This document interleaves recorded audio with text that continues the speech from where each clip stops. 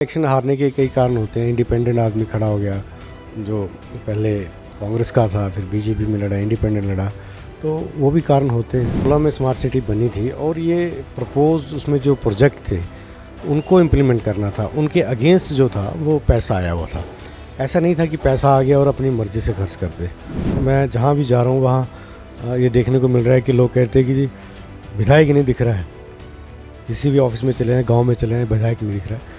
वो उनका निजी है, वो दिखे ना दिखे। नमस्कार, अनंतयान देख रहे सभी दर्शकों का बहुत बहुत स्वागत है। और मैं सोनाली इस वक्त ये तस्वीरें लेकर जो है वो आपके साथ जुड़ चुकी हूँ। और हमारे साथ आज खास बातचीत के लिए धर्मशाला नगर निगम के पूर्व में रहे मेयर और कांग्रेस के पूर्व में रहे प्रत्याशी देवेंद्र जग्गी जी हमारे साथ इस वक्त जुड़े हुए हैं, जिनके साथ हम कुछ खास बातचीत जो है वो करने वाले हैं और कुछ स्थानीय मुद्दों को लेकर जो है बातचीत करने वाले हैं। सबसे पहले सर आपका बहुत बहुत स्वागत है। धन्यवाद सोनाली जी। सर, जितना हम आपके बारे में जानते हैं कि आपने मैकेनिकल इंजीनियरिंग की पढ़ाई कर रखी है और अभी आप सियासत में जो है वो काम कर रहे हैं। किस तरह का ये सफ़र रहा मैकेनिकल इंजीनियरिंग से लेकर सियासत में अभी तक जो है आपका जर्नी जो रही है, उसके बारे में थोड़ा सा बताइए। देखिए, स्कूलिंग मेरी पहले तो यहाँ धर्मशाला में गवर्नमेंट स्कूल जो है, प्राइमरी एजुकेशन गवर्नमेंट स्कूल में, फिर हम लोग बॉयज़ स्कूल जो धर्मशाला का है उसमें पढ़ा मैं। उसके बाद जो कांगड़ा में जूनियर टेक्निकल स्कूल था वहाँ पे हमने स्कूलिंग की। फिर बीच में दूसरे कॉलेज में गए, लेकिन एजुकेशन कंटिन्यू हो नहीं पाई उसमें। उसके बाद फिर हमने मैकेनिकल इंजीनियरिंग की प्राइवेट इंस्टीट्यूट से। और उसके बीच में हम लोग इलेक्शन में उप प्रधान रहा पहले 2001 में, फिर जिला परिषद रहा। उसके बाद इलेक्शन लड़ा था मैंने बीडीसी का। फिर जब कॉरपोरेशन बन गई, जब हमारी पंचायतें कॉरपोरेशन में चली गई, तो कॉरपोरेशन में काउंसिलर का इलेक्शन होता, वो लड़ा। फिर डिप्टी मेयर बना, फिर उसके बाद मेयर बना, फिर दोबारा इलेक्शन आए, फिर काउंसलर बना। अभी हाल ही में कांग्रेस पार्टी ने मुझे यहाँ से प्रत्याशी बनाया था, तो वो कंटेस्ट किया था वो इलेक्शन, और उसमें मैं हारा हूँ। सर, जैसे कि आपने बताया कि आप उप प्रधान भी रहे हैं, पूर्व में मेयर भी रहे हैं, लेकिन विधायकी जो है वो आप हासिल नहीं कर पाए हैं। क्या कारण मानते हैं इसके पीछे, और क्या आपसी भीतरघात जो है वो कहीं ना कहीं इसका कारण रहा है या कुछ और? नहीं, भीतरघात नहीं। इलेक्शन जीतने और हारने के एक कारण नहीं होता, बहुत सारे कारण होते हैं। समय बहुत कम मिला, लगभग 16 दिन मुझे मिले थे नॉमिनेशन के बाद। और जो हमारे विरुद्ध जो प्रत्याशी भाजपा के थे, वो पहले भी यहाँ विधायक रहे हैं, मंत्री रहे हैं, और काफ़ी समय पहले उनको अनाउंस कर दिया गया, भाजपा का टिकट अनाउंस कर दिया गया था, और हमें बहुत लास्ट में मिला। तो और भीतरघात का तो इसमें कोई हुआ नहीं, सबने साथ दिया, सबने मिलकर साथ दिया। इलेक्शन में बहुत सारी चीज़ें होती हैं हारने और जीतने की। जैसे कि चुनावों के समय कई बातें जो है वो निकल कर सामने आई थी कि सुधीर शर्मा ने जो है वो कांग्रेस छोड़ी है, तो कहीं ना कहीं जो धर्मशाला में कांग्रेस जो है वो आपस में उनमें ताना खींची जो है वो कहीं ना कहीं सामने आई है। क्या ऐसी बातें जो है वो आपको भी कहीं ना कहीं फील हुई हैं कि कांग्रेस में जो है वो कहीं ना कहीं कमज़ोर पड़ती हुई धर्मशाला में नज़र आई है? नहीं, कहीं कभी भी नहीं। पूरे इलेक्शन में सभी ने मिलकर साथ दिया, सभी ने साथ दिया। कांग्रेस इकट्ठी रही यहाँ पे। हाँ, मैंने कहा कि इलेक्शन हारने के कई कारण होते हैं। इंडिपेंडेंट आदमी खड़ा हो गया, जो पहले कांग्रेस का था, फिर बीजेपी में लड़ा, इंडिपेंडेंट लड़ा, तो वो भी कारण होते हैं। तो पार्टी में भीतरघात कभी नहीं हुआ। अभी इस इलेक्शन में सभी ने मिलकर साथ दिया। सर, धर्मशाला की बात करेंगे तो धर्मशाला को 2016 में स्मार्ट सिटी का तगमा जो है मिला है, लेकिन अभी तक स्मार्ट जो है वो ये शहर नहीं आ रहा है, क्योंकि कई जगह आप देख सकते हैं कई प्रोजेक्ट जो है वो रुके हुए हैं। तो कहीं ना कहीं क्या लगता है आपको, जो धीमी गति से कार्य चले हुए हैं, कौन इसका दोषी है?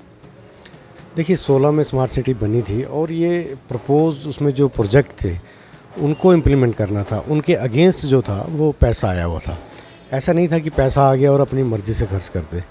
लेकिन बीच में 16 के बाद फिर 17 में दूसरी सरकार आई, और कई बार ऐसा होता है कि बार बार अधिकारी चेंज होते रहे। बीच में एमडी जो थे वो चेंज होते रहे। हर किसी का अपना विज़न है, हर कोई अपने हिसाब से करना चाह रहा था। और बीओडी, पहले जो बीओडी थी वो धर्मशाला की थी। जब भाजपा सरकार आई तो बीओडी में शिमला के एसीएस काफ़ी सारे डाल दिए और 19 के लोगों की बीओडी बन गई। लेकिन मीटिंग्स में तो 5-6 लोग ही आते थे, उसमें सभी का साथ नहीं मिला।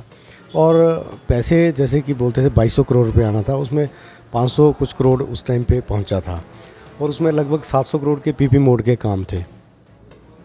मेरा ये मानना था कि अगर धर्मशाला में उस समय जब ये प्रपोज़ की गई, तो उसमें कुछ चीज़ें ऐसी होनी चाहिए थी जो कि बेसिक जिनकी ज़रूरत थी लोगों की। जैसे मर्ज एरिया था, उसमें अगर हम कॉरपोरेशन में हैं तो सभी जगह सीवरेज की होनी चाहिए थी सभी जगह।